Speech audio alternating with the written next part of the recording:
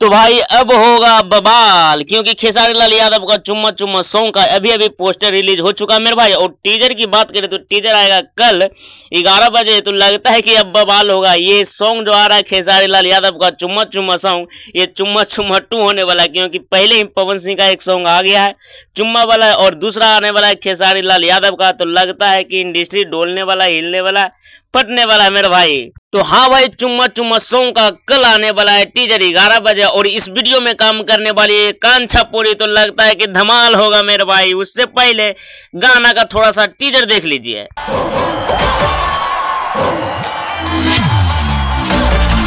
मैं राजा हूँ राजा।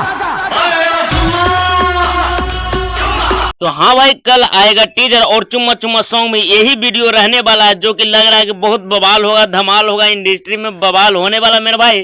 क्योंकि वीडियो में काम किए हैं कांछा पूरी, तो लगता है कि तो बवाल होगा ही। तो भाई कल आप सब तैयार रहेगा 11 बजे टीजर के लिए।